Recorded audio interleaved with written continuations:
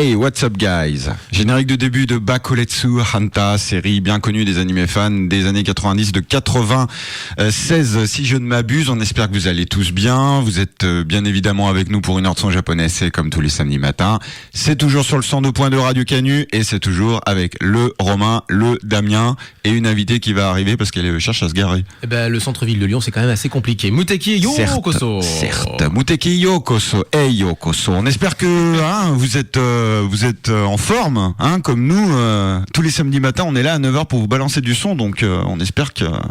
Comme d'habitude, tout le son vous japonais êtes dans votre lit, de au toutes moins. les époques, et puis même de la musique du jeu vidéo, du franco-jap de temps en temps. Il y a de tout. Voilà. Il y a de tout. Il y a de tout, ma bonne dame. Il y a tout, ma bonne dame. Entrez donc dans notre petite boutique et elle est ouverte pour 1 heure. Voilà, donc c'est pas la petite boutique des horreurs, mais c'est la petite. Ça dépend des de sons, ça dépend de la musique qu'on passe en fait. Elle arrive au loin, on la voit de l'autre côté. Oui, donc. Allez, on va lancer de la musique, on va l'installer justement, on va l'accueillir comme il se doit. Voilà, juste avant, effectivement, le temps de vous préciser que donc, vous le saviez puisqu'on vous en avait parlé, le samedi prochain, le 27 septembre, à la Pardieu se déroulera le grand cosplay annuel organisé par la librairie Glénat avec le concours de Epic, l'association maîtresse du genre qui gère notamment le cosplay de Japan Expo, entre autres. Et on aura la taulière, Laetitia, qui va venir un petit peu nous. Bah oui, c'est vrai. Oui, non, mais qui va venir nous expliquer, qui va venir nous expliquer un petit peu tout ça, comment ça va se passer. Il y aura pas mal de surprises, donc là elle se gare et elle arrive. Et nous, on va commencer avec quoi en attendant? Eh ben justement, j'ai un peu changé dans ma prog. En fait, j'ai changé l'ordre des chansons. Ah ouais, tu me fais commencer avec un Bakoletsu Hunter. J'avais prévu de mettre du Megumi Hayashibara, mais plus tard en fait dans l'émission, on va carrément mettre Give a Reason. Là, c'est du Slayer, ça. Eh ben c'est Slayer's Next surtout. Petite dédicace à tous ceux qui font du karaoké, des concours de karaoké surtout partout en France, et également des blind tests. Et c'est surtout à eux que je m'adresse, eux qui n'écoutent les chansons qu'une demi-seconde avant de trouver le titre. Là, vous allez avoir la chanson en entier et même pas la version série télé. Non. Give a Reason en entier, c'est Megumi Hayashibara et c'est évidemment tiré de l'album Berthe. Ouais, tu la passes maintenant alors finalement? Carrément. Attends, on reste dans le même, on est raccord comme ça, c'est juste parfait. On est pas mal. 0478 39 18 15 pour nous appeler. Facebook, j'ai toujours envie de dire MySpace. www.facebook.com/mutekikanu, idem pour Twitter. Évidemment, nous dédicassons cette chanson à tous les fans d'animé et principalement, encore une fois, à notre correspondant Laurent, qui lui est un très très grand fan de Hayashibara-san et qui l'avait découverte en 93. Alors autant te dire, à l'époque, il n'y en avait pas beaucoup qui écoutaient Megumi Hayashibara.「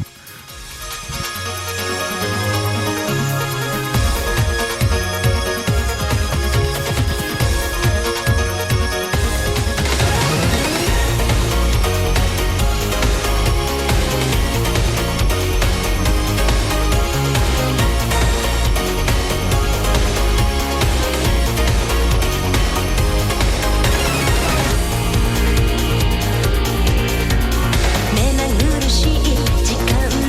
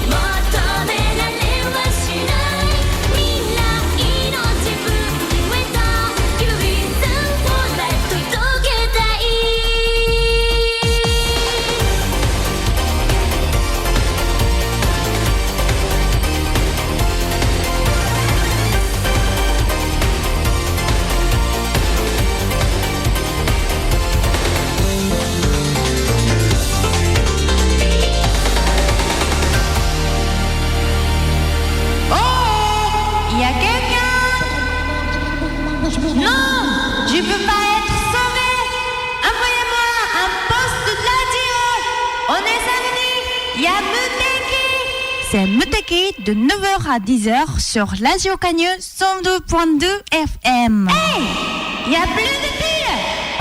Hey.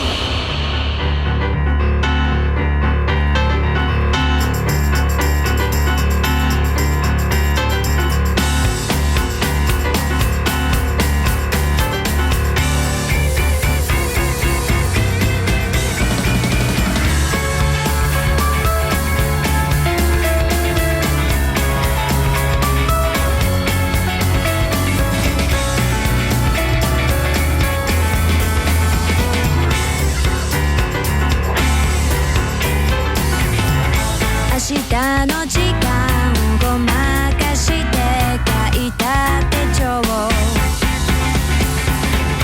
毎日通った道噛みしめるよ歩いた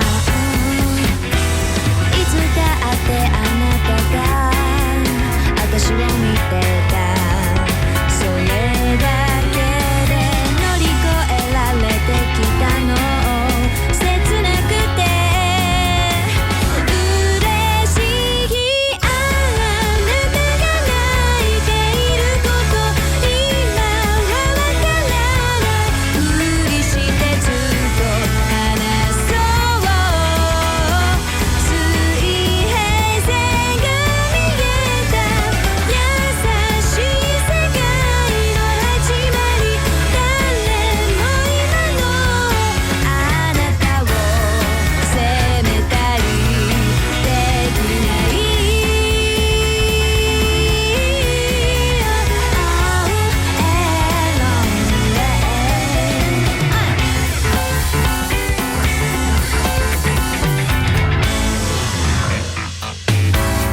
落ちした記憶の空白の場所は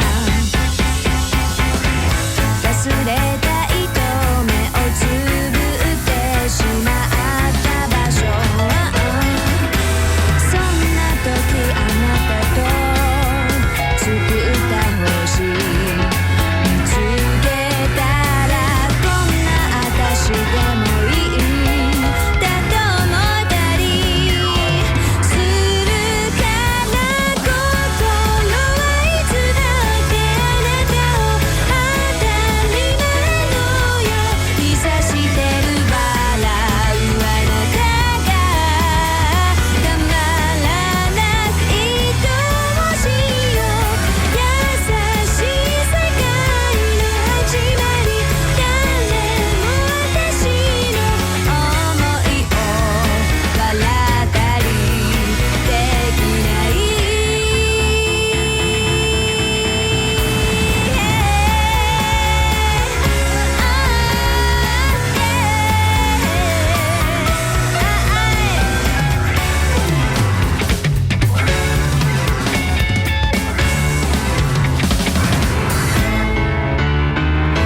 あなたが泣いていること今はわからないふりしてずっと話そう水平線が見えた優しい世界の始まり誰も今のあなたを責めたりできない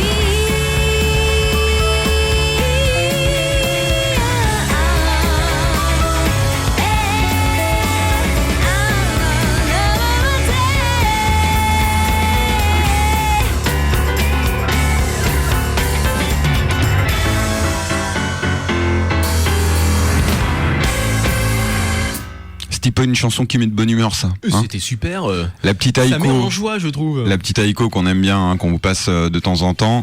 Et donc c'était le titre Beat juste à l'instant. Alors on a reçu l'atelière des pics qui vient d'arriver, qu'on va laisser se présenter. Bonjour, donc Anata Chan pour le milieu cosplay, sinon Laetitia dans l'intimité. Dans le civil. Oui, d'ailleurs, j'hésitais, je me demandais comment j'allais te présenter justement sur le mur de l'émission pour annoncer l'émission, pour dire qu'on avait un invité cette semaine. Je me suis dit merde, je mets Laetitia ou je mets Anata Chan? Alors que tu mettes l'un ou l'autre, personne ne me connaît, je suis la femme de l'ombre. La femme de l'ombre, c'est bien pour la radio du coup. Alors, C'est parfait. Tu es une voix aujourd'hui alors. Tout à fait. Une voix qui va nous parler évidemment du show et concours cosplay Glénat. Voilà, qui a la semaine prochaine, samedi prochain, donc à la Part-Dieu. Et Donc- visuellement, alors pour expliquer, on va débarquer dans le centre commercial de la Part-Dieu, là où il y a le jet d'eau, qui est un lieu assez emblématique pour ceux qui connaissent pas. Qui Ah, sont c'est le pas lyonnais. centre, hein. C'est le centre de du la centre Part-Dieu, commercial. là où tout se passe. Et là où tout se passe, et quand il n'y a pas de jet d'eau, il y a une scène qui est posée, qui est carrée quasiment. Et c'est là, en fait, vous allez avancer dans les allées de la Part-Dieu, vous allez tomber sur l'emplacement du jet d'eau, et là vous allez voir des cosplayers en fait. C'est ça. La scène est énorme, donc de toute façon, vous ne pourrez pas la louper. Ah oui, non, ça. Il n'y a plus de jet d'eau. Bon, allez, Letty, quand même, présente un petit peu. Donc, tu es la présidente de l'association EPIC. Qu'est-ce que c'est EPIC ? Alors, EPIC, c'est une association qui promouvoit le cosplay. Donc, on organise des événements, des défilés autour du cosplay.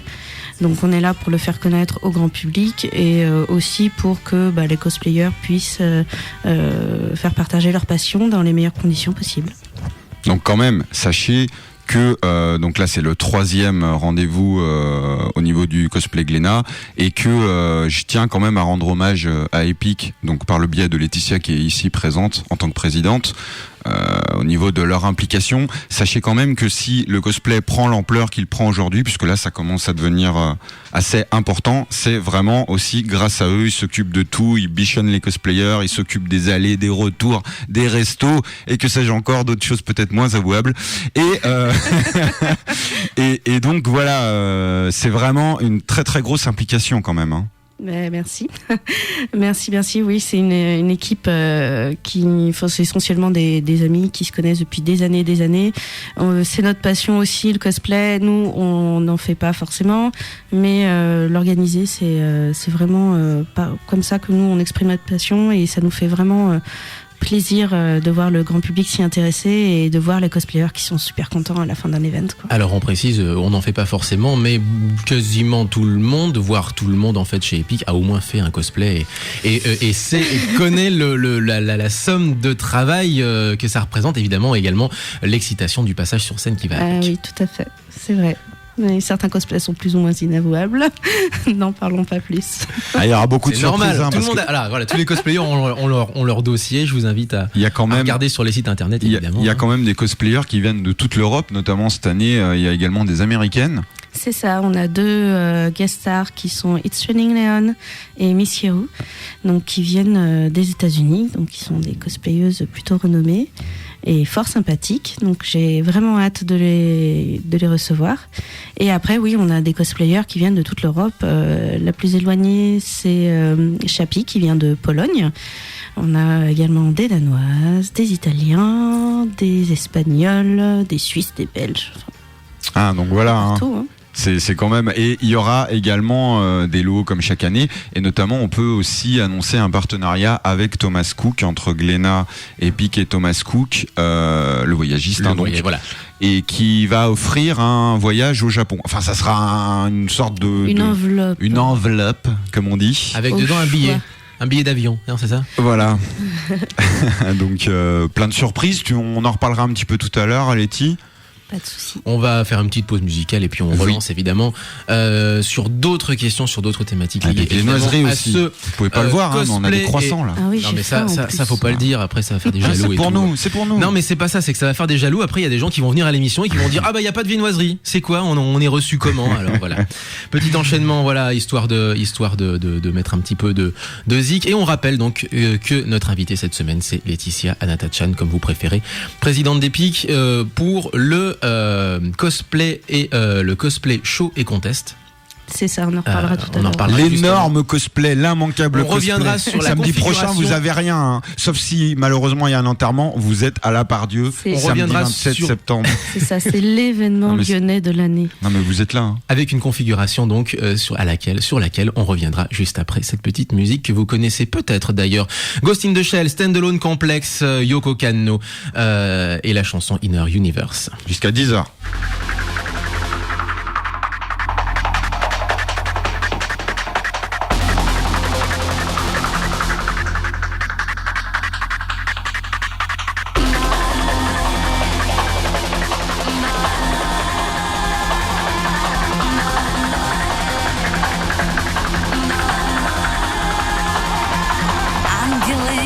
Демоны кружили надо мной, рассекали тернии Млечные пути, не зная счастья только тот, кто его слова понять не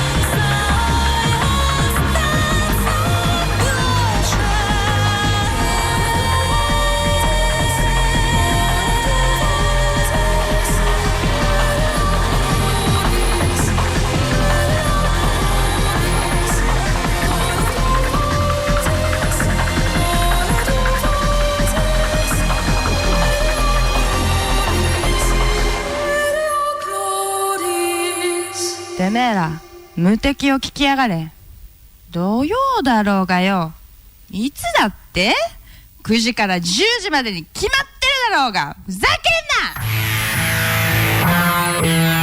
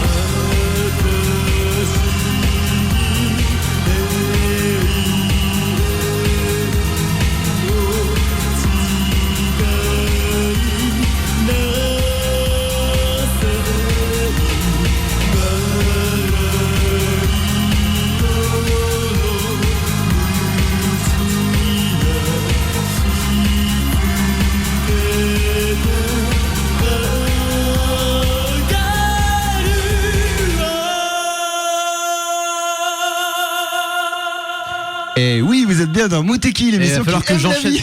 Il va falloir que j'enchaîne avec des petits oiseaux derrière parce que c'est pas possible. Love Life, ouais. Un enchaînement, j'allais dire, tu sais, très. Un enchaînement magnifique. Cherche pas, y a rien d'autre à dire. Non, mais j'avais plutôt une référence visuelle en tête qui était les darks dans South Park, tu sais, les gamins avec la fameuse mèche. Whoosh. Ouais. Voilà, mais j'arrive pas à le traduire en radio, mais en fait un enchaînement genre les darks dans South Park. La trance goth, juste à l'instant, de Schwarzstein, hein. C'était le premier album. Ils avaient fait que 2 albums qui avaient beaucoup marqué dans les années 90 dans le milieu visuel. C'était à l'époque produit par Mana, hein, de Malice Mizer. Et Kaya est parti ensuite de son côté, hein, la moitié du duo est partie ensuite de son côté. C'est ça, tout à fait. C'était la chanson Fester Love, donc tirée de New Vogue Children. Et juste avant, c'était Bug Tick avec Heroine, une petite pour Oriane, voilà. Pour commencer, Ghost in the Shell, Standalone Complex, la série animée tirée de l'œuvre de long métrage que vous connaissez évidemment, j'espère en tout cas tous. Et donc on est toujours avec Laetitia, la présidente d'Epic, qui nous parle un petit peu du cosplay de Glénat, donc organisé par Glénat Lapardieu en collaboration avec Epic, qui se déroulera samedi prochain à partir de 14h. Alors est-ce que tu peux nous annoncer un petit peu des surprises, des petits trucs Des surprises, des petits trucs. Non, ou tu peux pas trop dire ou non, pour l'instant, on est encore en négociation pour des petites choses. Alors oui, effectivement, il y aura peut-être quelques petites surprises. Qu'est-ce qu'on a le droit d'annoncer ? Sûrement des petites surprises. Des petites indiscrétions. Notamment, loupez pas le début, si je puis dire, à 14h. Ah oui, alors oui, tout à fait. Donc, des indiscrétions. on a le droit de le dire. Alors, Bon, à 14h, il y a un petit show d'ouverture, donc avec 9 cosplayeuses qui vont nous faire une petite chorégraphie des SNSD, qui est un groupe de K-pop. Voilà, donc histoire de mettre un peu dans l'ambiance. Donc également connu sous le nom des Girls' Generation. Hein, qu'on passe de temps en temps dans Muteki parce qu'une partie de leur discographie est en japonais. C'est raccord. Voilà. Un girls band phénomène coréen. Et voilà, donc à 14h, c'est quand même, mine de rien, un travail qui a demandé beaucoup de préparation aux cosplayeuses qui vont être engagées là-dedans. Il y a de la choré, c'est de la danse, c'est quand même très chorégraphié. C'est ça. Et en fait, le plus difficile, c'est que les 9 cosplayeuses n'habitent pas toutes au même endroit. Ouais. Donc, elles se sont retrouvées pour des répétitions générales. Elles ont répété de leur côté. Elles ont beaucoup travaillé. Les costumes sont faits, bien sûr, entièrement, quasiment à la main. Donc, voilà, c'est quelque chose qui leur tient à cœur, voilà, de faire ce show d'ouverture de façon à mettre le public dans l'ambiance. Un PO, ça va lancer le cosplay, hein, moi je vous l'assure. Ceux qui étaient présents l'année dernière se souviennent du show d'ouverture. Vous étiez 3, tu étais notamment dedans, Letty. Et donc voilà, cette année, on monte en gamme, c'est plus 3, c'est 9. Et juste après, et c'est là le cœur de la question que je voulais te poser juste avant la pause musicale, c'est que après ça, on aura 2 shows en un, si j'ose dire. Il va falloir nous expliquer un petit peu comment ça va se passer. En fait, l'année dernière, on avait regroupé tout le monde. On s'est rendu compte qu'en fait, on avait la matière pour carrément faire 2 défilés distincts. Donc, on a la première partie à 14h, qui est le concours, qui a été ouvert à tous. Donc, les gens se sont inscrits sur notre plateforme d'inscription. Là, les inscriptions sont bouclées et bien bouclées. On est archi complet et malheureusement, on a même dû laisser un peu des gens sur le carreau.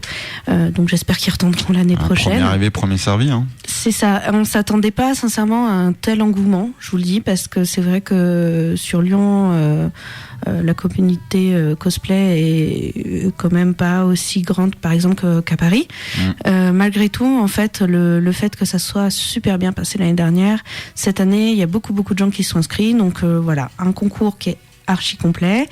Ensuite à ça, on va aller dans la boutique Glénat, dans la Tour Oxygène, pour rencontrer le public. Et ensuite, à 16h, de nouveau sur la grande scène, sur la place du Jet d'eau. Là, ce sera le show, donc avec uniquement les invités. Donc ces invités qui viennent de Pologne, Danemark, etc. Aussi de France, bien sûr. On a pas mal d'invités français. Donc des cosplayers qui ont marqué le cosplay durant ces 5 dernières années. Donc un premier show qui est le concours. Ensuite, une pause pour rencontrer les cosplayers autrement que sur la scène. Et notamment, ça se passe à la boutique Glénat. Et deuxième show ensuite. Show, pause, show. C'est ça. Bon, voilà pour le déroulement de la journée.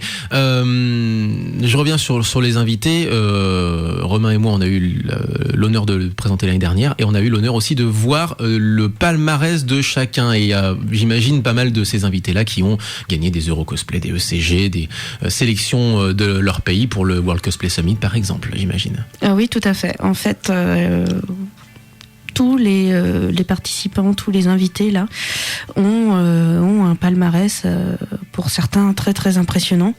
Je pense notamment à Nikita et Siké qui sont des cosplayeuses françaises qui ont 2 World Cosplay Summit en finale à leur actif, qui seront cette année les sélectionnées françaises pour la finale de CG qui aura lieu l'année prochaine à Japan Expo. Donc ce sont nos représentantes aussi pour ce concours. Enfin voilà, on a vraiment c'est la crème de la crème, quoi. C'est ça, vraiment du sans vouloir faire d'élitisme ou quoi que ce soit, mais dans le milieu du cosplay, c'est vraiment le best-of, quoi. C'est vraiment des gens qui ont marqué le cosplay, c'est-à-dire qui représentent le cosplay français. Entre autres, ou le cosplay européen pour par exemple Chappie. Donc c'est vraiment des gens qui sont là sans prétention non plus, qui sont tout à fait abordables. Donc n'hésitez pas à leur parler, à leur poser des questions. Ils sont vraiment très sympas. Mais voilà, c'est vraiment des gens qui vont qui ont marqué le public. Et du coup, c'est grâce à des gens comme ça que le cosplay se démocratise et que tout un chacun commence à avoir envie de faire un petit cosplay. À force de les regarder sur Facebook, sur leur site, c'est vrai que ça donne envie. Non, puis effectivement, le fait de proposer un cosplay comme ça dans un centre commercial, on rappelle que c'est quand même une première. Oui, tout à fait, depuis 3 ans là que ça se passe, et effectivement c'est aussi une façon d'encore plus démocratiser, d'intéresser un maximum de gens. Il suffit de voir, pour ceux qui étaient présents l'année dernière, à quel point le public était ravi. Moi qui suis à la Pardieu depuis 12 ans, je peux vous dire que j'ai jamais vu une animation. Toi, t'as un taulier de la Pardieu, voilà. Voilà, on a la taulière des pics, taulière du cosplay, taulier de la Pardieu, et toi t'es taulier de la radio. Putain, ouais, ça fait la moitié de ma vie.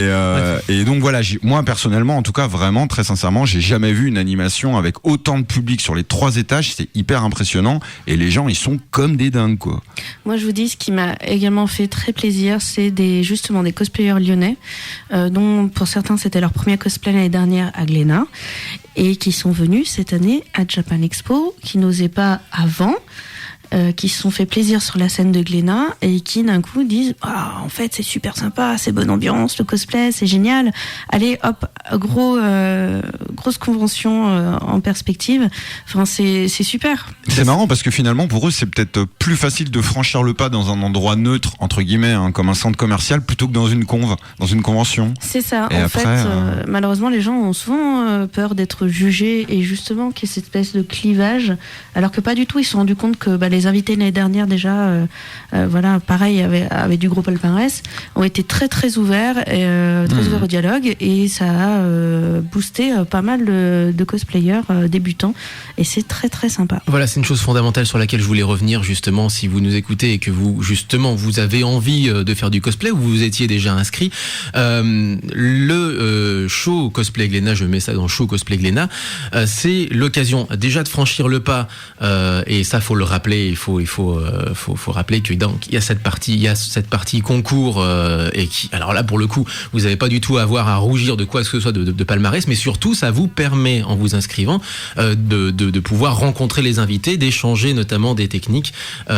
autour du cosplay, des techniques de scène, des techniques de couture notamment. Je pense qu'il faut le rappeler, ça, justement. C'est ça, tout à fait. C'est-à-dire qu'il ne faut pas hésiter à aller voir les cosplayers qui sont, on va dire, un peu plus aguerris. Ils sont toujours ouverts à la discussion. Ils sont vraiment force conseil. N'hésitez pas, ils aiment beaucoup ça, en fait. C'est vraiment très agréable pour eux quand quelqu'un vient de dire « j'ai bien aimé ton costume, moi j'ai essayé, mais ça marchait pas, ça marchait pas. » Et ils sont là pour aussi aider la jeune génération. D'ailleurs, comment ça va se passer dans la boutique ? Est-ce qu'on a déjà une idée de la manière dont ça va se passer dans la boutique, les rencontres entre le public et les cosplayers sur le bordel. place ? Ça va être le bordel, d'accord. Okay, très bien. Non. Tout est prévu, et encore plus que l'année dernière, il y aura de la sécurité, notamment devant le magasin. C'est ça. il y aura des barrières. Enfin bon. Voilà, Pour gérer la foule. Hein, Et là, c'est ouvert au public, on est- c'est-à-dire que t'es pas on est obligé d'être obligé. inscrit pour. Ah voilà. non, pas du tout. Là, le but, c'est vraiment la rencontre entre le cosplayer et le public. Habituellement, c'est vrai que le cosplayer, quand il est sur scène, bon, le public est assis, etc. Et le public a très peu la possibilité de le rencontrer derrière. Hormis s'il a la chance de le croiser dans les allées, mais là, c'est souvent très compliqué, beaucoup de monde dans les conventions, etc. Là, c'est vraiment un moment privilégié. La boutique Glénat est certes grande, mais pas aussi grande qu'un hall de convention. Un lieu très convivial. C'est un lieu très convivial, tout à fait. Voilà, donc ce sera beaucoup plus simple de rencontrer les cosplayers dans ce contexte-là. Donc surtout, n'hésitez pas à venir les voir entre le concours et le show. Voilà, ils seront au niveau de la boutique Glénat. Donc C'est le n'hésitez but pas. aussi, hein, c'est cet échange-là justement, pouvoir les rencontrer. Effectivement, il y aura pas de problème. Hein, donc. Pour ceux qui étaient présents l'année dernière, hein, vous vous rappelez, je pense que le magasin, moi je l'ai jamais vu aussi rempli. C'était Pareil. très impressionnant. On est toujours évidemment sur Muteki et en compagnie de Laetitia Anatachan /Anatachan, rayez la mention inutile. Voilà. Pour parler du show Cosplay Glénat le 27 septembre, donc dans tout pile une semaine. On va peut-être enchaîner sur un petit peu de petits osios et de choses qui rigolent un petit peu plus que Bucktick. Hein, désolé. Ouais. Voilà, Sekai no... C'est pas trop des rigolos, ouais, c'est sûr. Mais ils font de la bonne musique. Ils sont un peu plus rigolos là. Sekai no Owari. L'album c'est Entertainment qui est sorti en France d'ailleurs. Donc je vous invite à vous le procurer si vous aimez justement la belle pop, c'est de la très belle pop. Un gros bisou à Charlotte au passage. La chanson c'est Yume. On se retrouve juste après.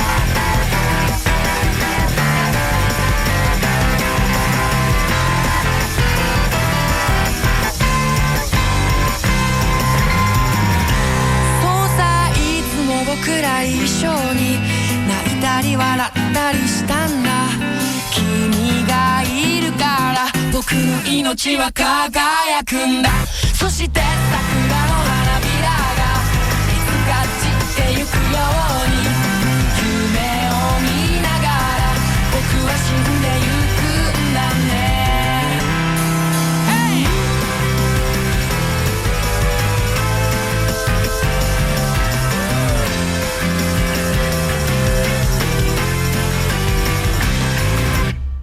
Tagada-tonso. Bah non mais c'est presque ça. C'est Kaino Wari, la chanson c'est Yume. Vous êtes toujours sur Moteki, on est toujours en compagnie de la présidente de l'association EPIC, association organisatrice d'événements cosplay. On peut résumer comme ça. C'est ça. Voilà. Les meilleurs. Ça c'est voilà. Là, lui il est convaincu. Ah, moi je peux le dire. Le mec il est là. Elle peut pas le dire. Toi t'es un peu Moi, plus j'ai parti. pas le droit. Moi je peux le dire moi. Et toi tu peux le dire aussi, je te signale. On va vite. On a quelques minutes devant nous seulement, donc on va enchaîner. Tu avais quelques news. Oui, Avant de mais se on dire au attendra revoir. la semaine prochaine. On attendra la semaine prochaine. Alors Ouais, moi, ouais, je ouais. vais très vite faire aujourd'hui rencontre franco-japonaise sur fond de haïku, de poésie japonaise. On en avait parlé la semaine dernière puisqu'on avait reçu Eric de l'espace Lyon Japon. Ça se passe donc cette rencontre franco-japonaise à Lyon, à l'espace Lyon Japon, métro Charpennes, rue Bellecombe, toute la journée aujourd'hui samedi. Vous n'êtes pas sans savoir que c'est également les journées du patrimoine. Le patrimoine, c'est aussi le patrimoine vidéoludique. Pourquoi pas, hein, les vieilles consoles, tout ça. Week-end spécial rétro gaming à Grenoble, à la Casemate, pour ceux qui connaissent, qui est en fait en centre-ville de Grenoble, et les anciennes fortifications où il y a pas mal de shows, de présentations, notamment de vulgarisation scientifique. Et là, en fait, ça va se transformer en salle d'arcade rétro aujourd'hui et demain, ce week-end 20 et 21 septembre au passage. Juste rappeler également que vous retrouvez tous les événements manga, animé, même fantasy, jeux vidéo sur le blog de GG, notamment le manga Dax qui se passe cette semaine et le Japan Game Center. Sacré GG. Ouais. Ah non mais t'as vu, j'ai réussi à peu près tout faire tenir en à peine une minute. Je Et rajouterais juste le James Game Center, c'est à Pau, voilà, je le précise.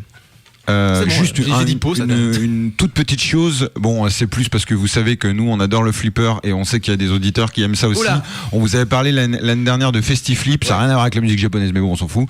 C'est du rétro dans gaming, hein, 2-3 semaines et ça se passera toujours à. J'étais où d'ailleurs? À Saint-Étienne. Oui, à Saint-Étienne. On vous redonnera exactement l'adresse et le lieu. Ce sera mi-octobre. Je vous en reparlerai. Mais bon, allez-y. Franchement, un week-end de flipper tout gratuit, c'est trop de bonheur. Il est comme un dingue. Je lui ai fait découvrir ça l'année dernière. Il était comme un dingue. Bref.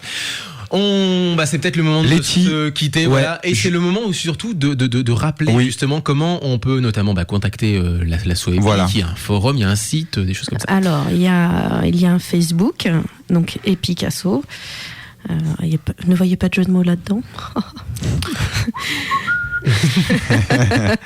Donc voilà, Epicasso, et également un mail, donc contact@epic-asso.com. Donc n'hésitez pas à nous envoyer des mails si vous avez des questions sur les concours qu'on organise.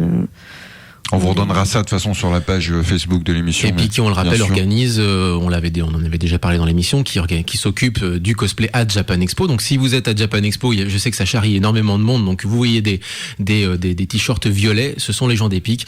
Ça pour le coup, les t-shirts. S'ils sont pas en train de courir, attrapez-en nickel. et demandez une référence évidemment pour pouvoir vous recontacter. C'est vrai que pour les aborder ou pour les repérer, c'est pratique. C'est fait pour. Bien pensé. Mais attends, Madame la c'est Présidente. scientifiquement étudié, tu ne comprends pas. Madame la Présidente. Couleur complémentaire, tout ça. Bon, allez. Et donc, on rappelle que le cosplay show Glénat, le show Je Méconteste concours, le show cosplay Glénat, c'est le 27 septembre au centre commercial Lapardieu, en plein cœur du centre commercial Lapardieu, à la Donc place du Jet d'eau. vous avez bien compris que samedi Lyon. prochain À Lyon, après-midi, il ne se passe absolument rien d'autre que le cosplay Glénat à Lapardieu. Ah, et merde, on vous j'avais y plein de attend. trucs à annoncer sur le mur de l'émission, merde. Nombreuses et nombreux. Alors, juste un petit mot, attention, le concours commence à partir de 14h, mais peut-être qu'il y aura quelque chose à faire le matin. Ah, peut-être. Peut-être. Donc n'hésitez pas, moi plus qu'après-midi, je dis c'est journée cosplay à Lapardieu. Et vous avez compris, hein, le Vous QG, écoutez Mouteki, vous filez à Lapardieu derrière. le QG, c'est Glénat, hein, vous avez compris. Hein. Glénat, Glénat, c'est dans troisième la- étage, tour oxygène. Voilà, Tour C'est ça. Oxygène, donc l'annexe, si j'ose dire, donc l'autre cours de ce centre commercial qui est en plein cœur de Lyon, on le rappelle, centre commercial Lapardieu. On se quitte avec quoi? Avec les Morning Musume, un vieux titre C'est d'Aite. bien. Hold on me, hold on me. Je rappelle juste 25 et 26 octobre Festiflip, je viens de voir. Ah bon, bah d'accord. Voilà. Portez-vous bien. Et vive le son- flipper, et Vive le vive flipper, Epic, le mec, il est- vive le cosplay. À la semaine prochaine. Samedi prochain. C'est laquelle? C'est la 5 que tu m'avais calée ou pas? J'en sais rien, moi, elle était calée. Non, justement. Mais bien sûr, que si. T'es sûr? Mais oui. Non, c'est pas Celle-là celle-là. C'est celle d'après, je crois. Eh ben, tu m'avais calé ça n'importe comment. Bon, c'est du direct, les enfants. Voilà, c'est celle-là. Voilà. Letty, merci, tu reviens quand tu veux. On se voit la Merci. semaine prochaine, ça serait bien que tu reviennes aussi après faire un report. Pas de soucis. Nous faire un petit débrief. Avec plaisir. Exactement. Portez-vous bien, vivez son Daite, japonais. hold on me. Ja mata. 愛してるはず本気でブレイクダウンどうしてそう